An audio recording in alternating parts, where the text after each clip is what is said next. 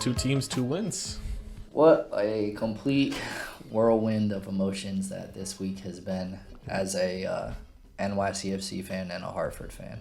Just a whole lot of winning, but comes with an asterisk. Yeah, well, I wanted to start off by prefacing anything that we have to say. A win is a win. Like, we by no means, that's the goal, and we got it. So that's a good thing. But there are, of course, things to talk about the performance still. That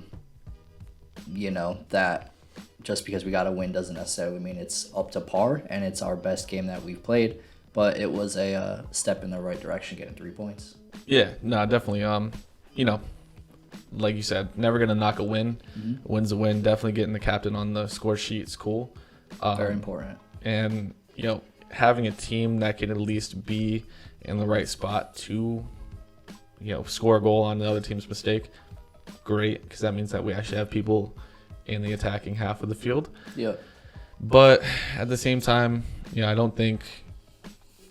still don't think Ronnie has it right.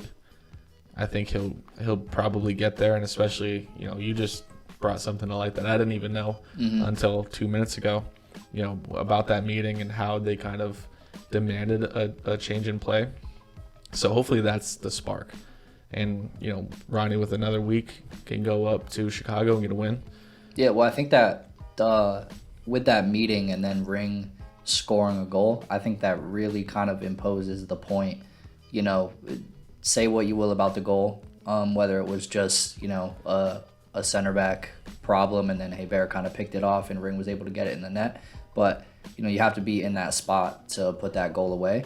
And he was there. But it really kind of probably doubles down on any points that he made in that meeting, that he's there to play. And if they're playing a game that they all enjoy and that they feel they fit into, tactics-wise, then the goals might come, and we've sort of saw that happen this week. I wonder if Ring kind of made the point that he wants to be playing higher up in the field, because I could see him in a situation like Pogba was in with Mourinho, of being forced to play more defensive than attacking. And, Pogba's not even necessarily just an attacking mid. He can defend, but he would like to be playing up more. I think that's the same thing with Ring, and that's probably what the conversation was, because you saw Ring playing higher up than Keaton was. Oh, yeah. In the Red Bulls was the first time that I really noticed. I was like, wow, Ring is in the final third, quite a lot more often than he is. And maybe that was partially because halfway through the Red Bulls game, they realized, hey, we're going to have this conversation after the game. Let's kind of play how we want to play for this game and see if we could figure something out. And they weren't able to, unfortunately. But then, clearly after they had that conversation, Ronnie spoke about how the players were looking for a more offensively minded, just overall game plan. And with Ring at the head of that, this game, they doubled down and we saw him, in the final third and playing up even more. Yeah, look, in all of our episodes, when we talked about the Red Bulls game, everybody in the world knows that game is the most important. Yep. I'm assuming that NYCFC just doesn't have another option for a coach, because I don't see a world where somebody survives that after everything else that the club's been through this year. But I would say that everyone going into that game knew that a conversation needed to be had already. And if the result doesn't go our way with Red Bull, then we're definitely having this conversation. Yeah, and we had the conversation last episode for sure, where we kind of discussed that exact fact and how we felt, after the poor result against them, despite it being not really a goal at the end of the day. But we put ourselves in a position where, that not being a goal but being wrongly called still caused us to lose the game. So I would say that this Columbus game, it doesn't really build Ronnie up in any way. I would say it kind of left him in a neutral spot, I guess.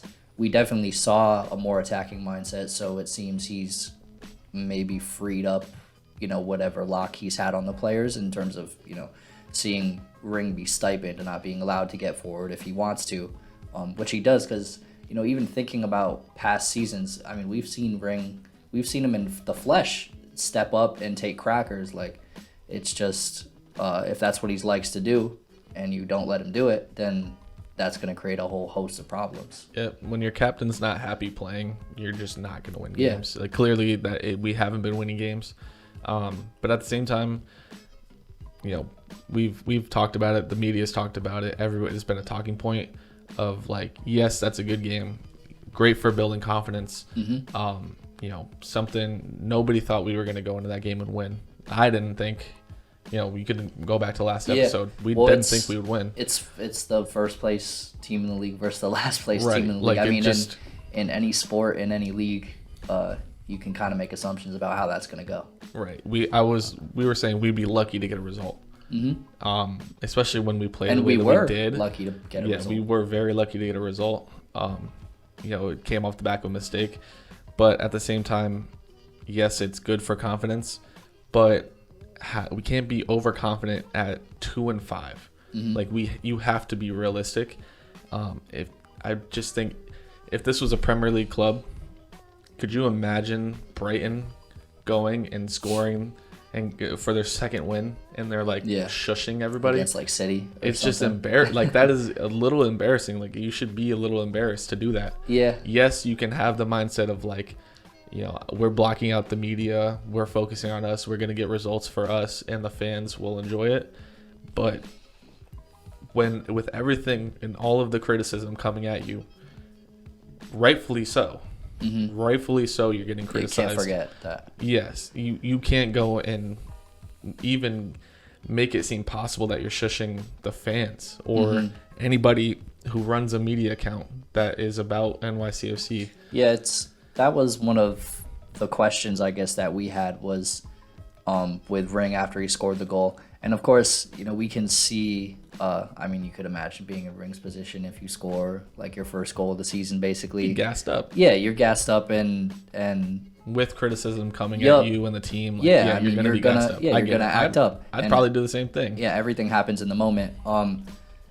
But then, rightfully so, after the game, you have to answer for it. Yeah, 2 or 3 analysts are gonna ask you a question like, "What was that shushing all about?" Yeah. And at first, I believe he had declined to comment, and then he said something along the lines of, if anybody has anything to say about me or the club, to say it to my face or say it to the club's face, which I feel like if anybody was doing that they were. And I think the real question is trying to figure out who it was directed to, because I don't see much hate outside of the club. Like, I don't think, especially being in last place, that we're a club that is like eclipsed into the mainstream news of the MLS right now.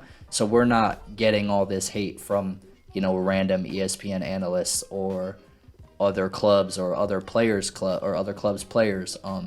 So one would have to assume that Ring was talking about, fans that he's heard from. Unless Porter said something before the game or something like or players. Players from the other team. Yeah, they could have been chirping him all game. Exactly. It very could have but knowing that there's been criticism and knowing that the club has not been performing, to do that, the fans are automatically going to assume, especially New York fans. Yeah, well, it's a little weird because it's easy to feel disrespected. Traditionally, if you look at that celebration, it's while you're at an away game with a fan-packed stadium, right? And you're at the fans, and you're telling the other fans, you're telling the other club's fans, like, hey, shut up, look at what I just did to you, in front of you, cry, but we're a home game, whatever, it's a home game, draped in blue and orange. Yeah, rightfully so. So a home game, and then there's no fans in the stands. So, that's a message being sent. And we don't really know who he was looking to receive it.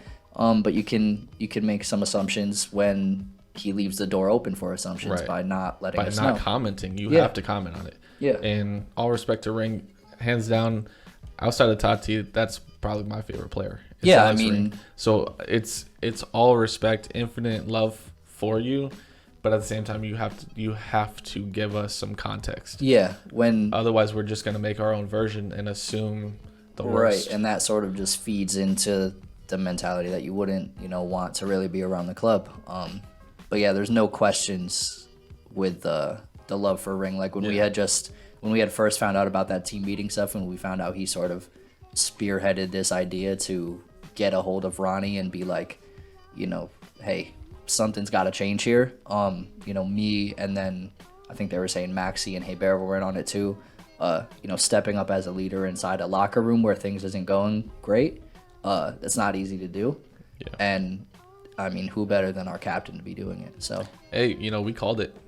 We really did. What's that? Because remember, what was it? It may have been after the Orlando loss. Mm-hmm. It was one of those games where we were starting to think, is Ronnie really the guy? Oh, or is Ring the guy?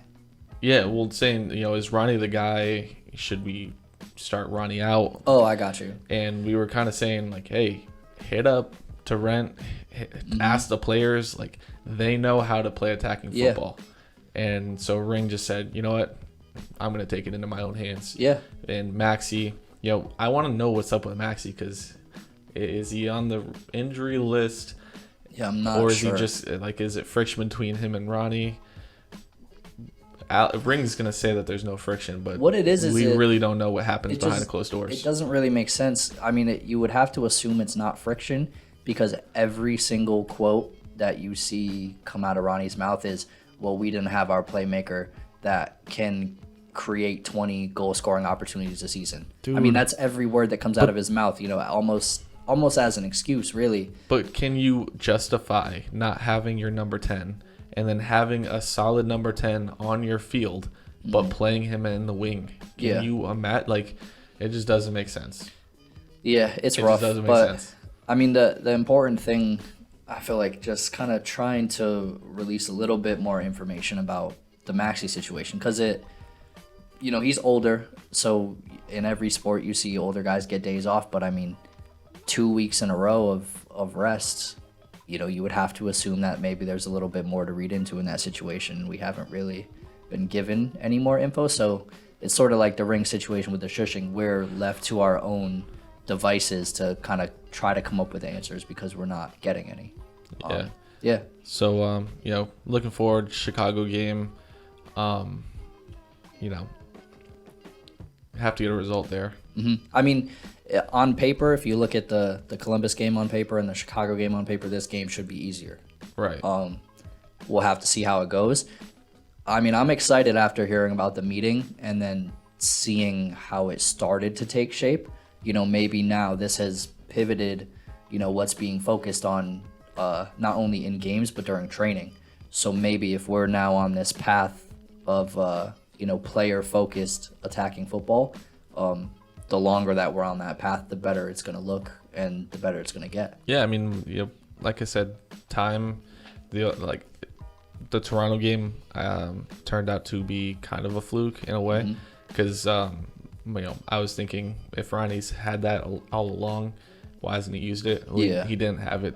They performed better that day than they ever have. Mm-hmm. And Toronto probably performed a lot worse. Yeah, and Bradley had a day off because we took him out of the game. It could have just been a perfect game plan. It could have been, players just being up for it. Stars kind of aligned for that one. But like I said, it doesn't happen overnight. So, hopefully going forward, he can implement a plan to where we can score and win 5-4 like he wanted us to. Yeah. Well, at the end of the day, to kind of wrap up, the New York City game is a win's a win, and this is something to be built on. Yeah, I will say it's the most I've ever been like, yeah, win's a win. Yeah. Ever. We won. We'll move on to Chicago. Yeah, let's see how we build off of it. Chicago. Really. But them boys over in Hartford, man. Yeah. Oh, so this is just. We thought we were down bad. This was really a way different vibe, different everything. So for anybody that doesn't follow Hartford Athletic, I'm sorry, because you missed. Honestly. I mean, an amazing game. Well, it sort of got more amazing towards the end of it. Before the 80th minute, Hartford was down 2-0. One goal was a little wishy-washy. The other one was, it was a screamer. I will say that Loudon goal. Loudon? Loudon, cares? I think. Who cares? That second goal was dirty. Yeah, it was a screamer. That was dirty.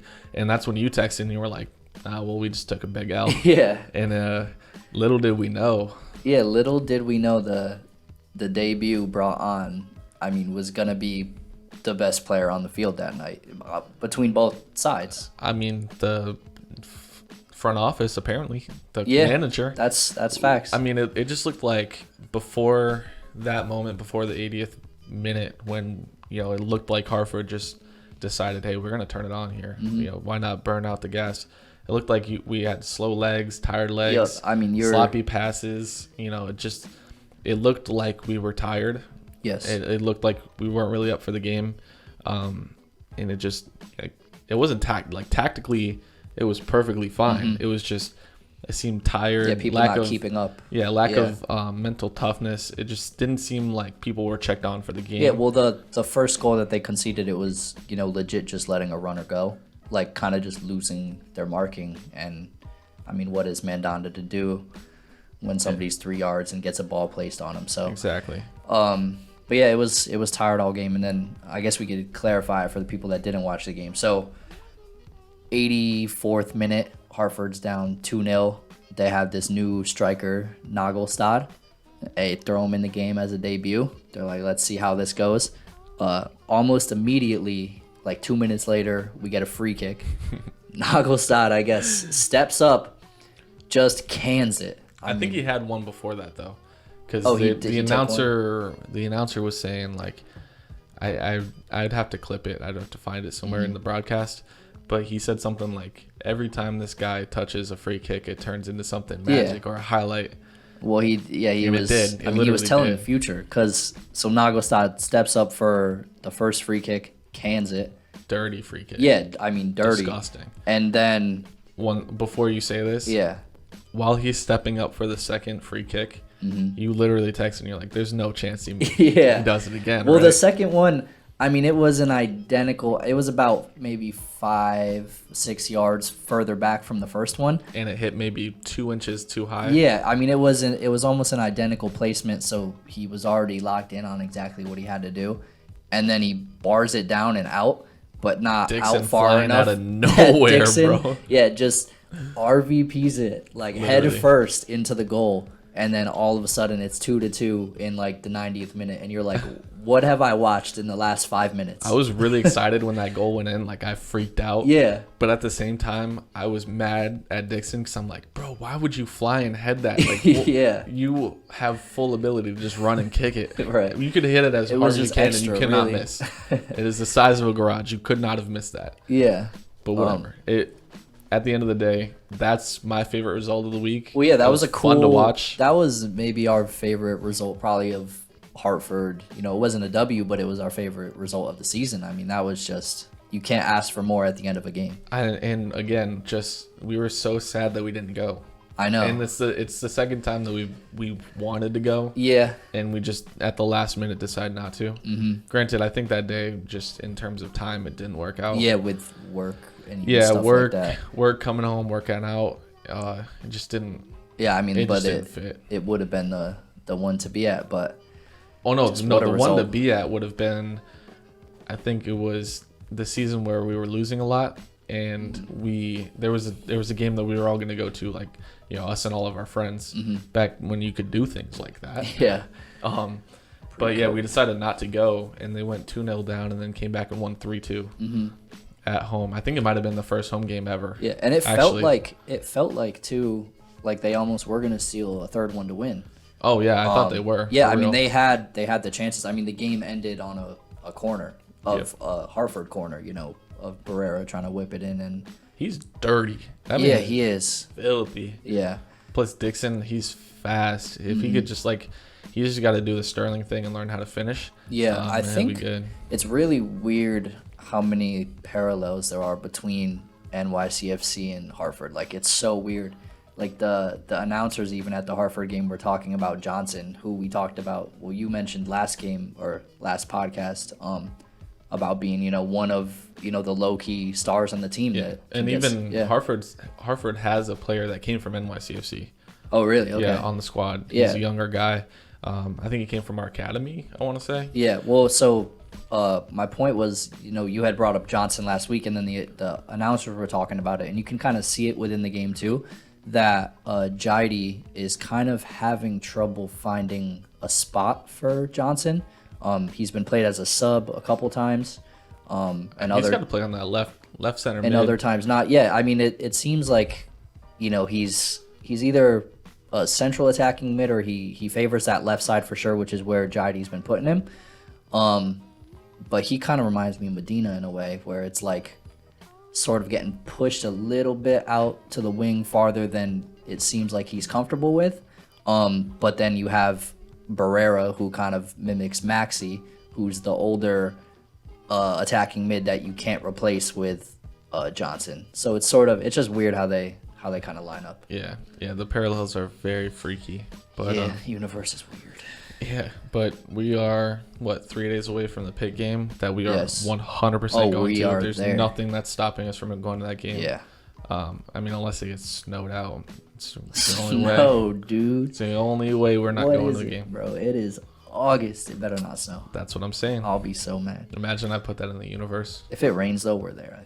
Yeah. We have to be. We're going to get those beers and dogs. Yeah, I mean, hopefully we're probably going to see Naglestad get on the sheet again. Yeah. I mean, Dixon is going to score. Pittsburgh is not. Well, I think they're good. They're good. Yeah, they're good. No, they're good. Don't think they're quite as They're good saying as us. that's going to be a tough game. Well, so I guess after that game, Hartford has a game in hand, but we are tied on points with Pitt. So Pitt's playing for first place, and we're playing to play. So playing to play. Yeah, we'll see how it goes. So yeah, again, catch us at that game. We'll be there. Catch us at that game. At the Glizzy stand. Catch us on Twitter, Instagram, all at Post90Pod. Catch us in all the regular places. So absolutely. Yeah. Thank you. See you guys. Oops.